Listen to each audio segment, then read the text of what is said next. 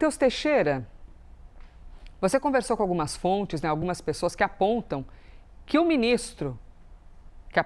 ministro André Mendonça como um dos fatores que influenciaram a derrota de Jorge Messias. É muito curioso observar que quando existe um problema, que nem quando você vê um time de futebol que perde, começa a apontar para tudo quanto é lado, né? Ah, não, o problema foi do treinador. Ah, não, foi do jogador tal. Não, foi da falta, do cartão vermelho, do goleiro. E a gente está vendo isso, um apontar de dedos para um problema. Por qual motivo alguns acreditam que André Mendonça, que é o ministro que acolheu Jorge Messias, indicado por Bolsonaro, acolheu o ministro indicado por Lula, por qual motivo ele seria um dos problemas? Olá, Elisa, exatamente. O entorno ali de Jorge Messias faz uma autocrítica sobre o que poderia ter feito diferente para não ter levado à reprovação do seu nome. E um dos diagnósticos ali de pessoas próximas a ele é que o Supremo vive uma divisão muito clara hoje em dia acerca de como reagir à crise do Banco Master, acerca do código de ética proposto pelo presidente Edson Fachin, por exemplo.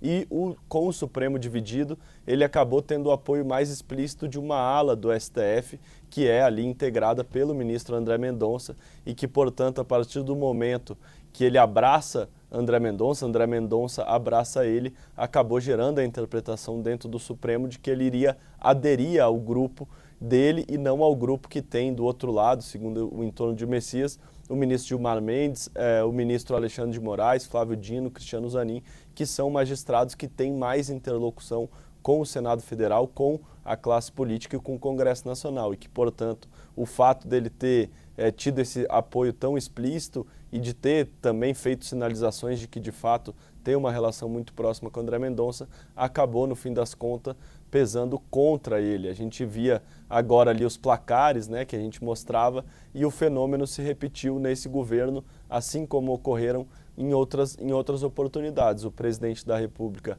assim que toma posse na presidência da República, acaba tendo ali uma força perante o Congresso Nacional muito forte. O presidente Dilma, por exemplo, quando indicou o ministro Luiz Fux, teve praticamente uma unanimidade na aprovação dele. Já a sua última indicação de Edson Fachin não foi o mesmo, passou uma dificuldade muito maior. Em relação ao ex-presidente Jair Bolsonaro, a gente viu isso novamente. Cássio Nunes Marques foi escolhido, foi aprovado pelo Senado, ministro do Supremo Tribunal Federal, com folga, enquanto André Mendonça, o segundo indicado, passou mais dificuldade. Até peguei o placar para fazer o paralelo. Por exemplo, Nunes Marques teve apenas 10 votos contra e 57 a favor. Já André Mendonça foram 47 favoráveis e 32 contrários. E o mesmo a gente viu agora nesse governo do presidente Lula. Cristiano Zanin aprovado com uma margem muito grande, com uma folga muito grande de 58 votos e 18 contrários. Isso diminuiu em relação a Flávio Dino, que foi aprovado com 47 votos, mas ninguém esperava que a queda fosse tão grande em relação a Jorge Messias. O que era esperado é que talvez ele não atingisse os 47 votos que obteve Flávio Dino, mas que ao menos os 41 votos, que é o mínimo necessário, ele conseguiria.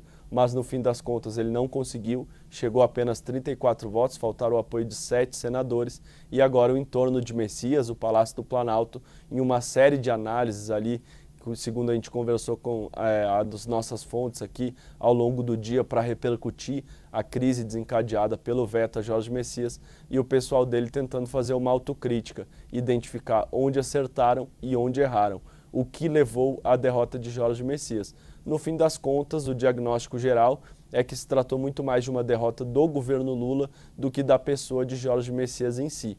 Mas também há uma autocrítica em relação ao próprio Jorge Messias e uma parte ali do entorno dele acredita que essa união que veio a público com André Mendonça foi um dos fatores que prejudicou e acabou levando à derrota, Elisa.